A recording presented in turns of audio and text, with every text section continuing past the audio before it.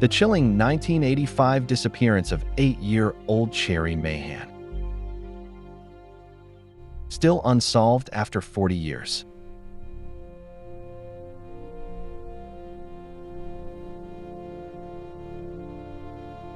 It was a freezing afternoon in Winfield Township, Pennsylvania, USA. The yellow school bus slowed and stopped on the snowy roadside. 8-year-old Cherrie Mahan stepped off with her friends.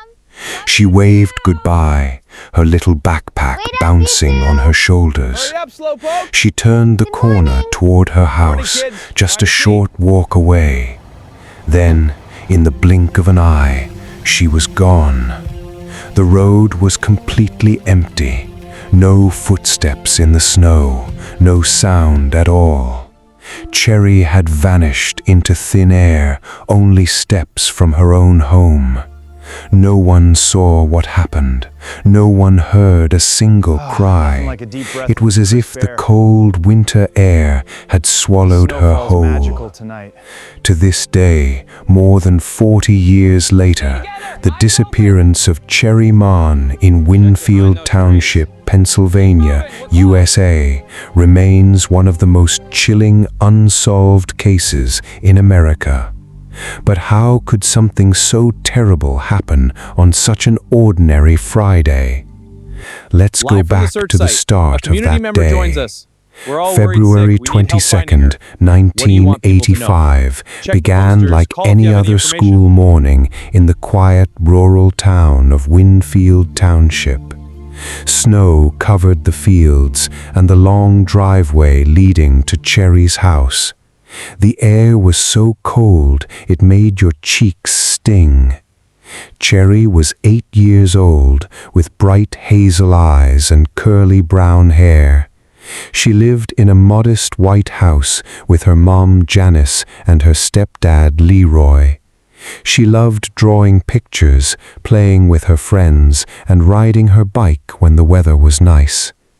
That morning, her mom helped her put on her warm gray coat, blue leg warmers, and denim skirt. Cherrie smiled wide as they walked together down the snowy driveway to the bus stop. "I love you, Mommy," Cherrie said, giving her mom a big hug. "See you after school." "I love you too, sweetheart," her mom replied, waving as the bus drove away. "Have a great day." The bus ride to school was happy and noisy. Cherrie sat with her friends, laughing and talking about what they would do after school.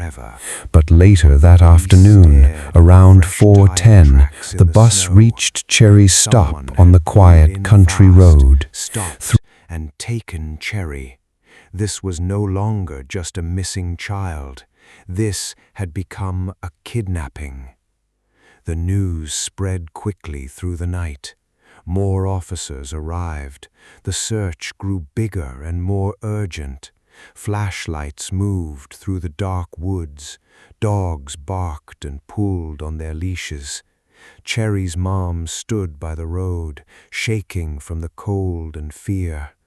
"Cherrie, please come home," she kept calling, but only the wind answered. The next morning, the story exploded across Pennsylvania and the whole country. News vans filled the quiet roadside in Winfield Township. Bright cameras and reporters stood near the bus stop. Everyone was talking about the 8-year-old girl who vanished after getting off the school bus. Reporters told the story on television. They showed Cherrie's smiling school photo. They described the old bluish-green van with the skier painting. People all over America began calling the police with tips. Back at the house, Cherrie's family sat together in the kitchen. Neighbors brought food and sat with them.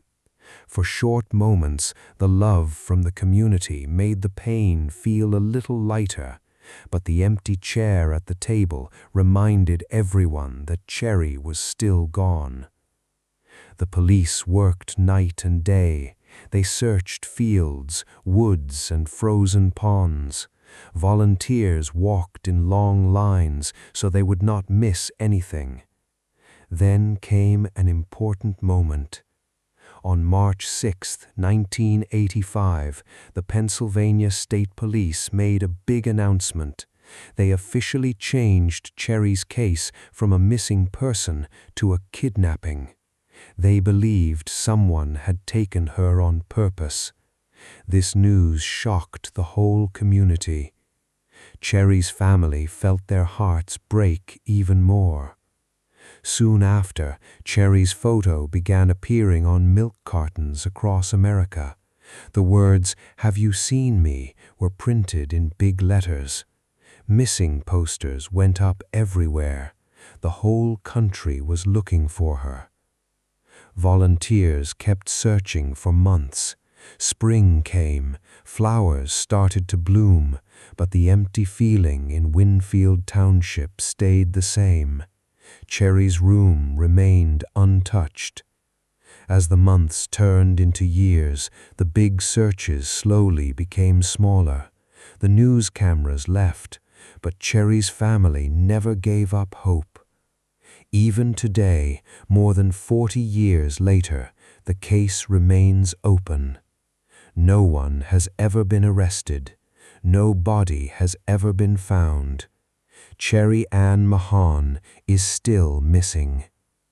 The quiet bus stop in Winfield Township, Pennsylvania, USA, stands as a silent reminder. What really happened to Cherrie Mahan that freezing afternoon in 1985? And will the truth ever be found?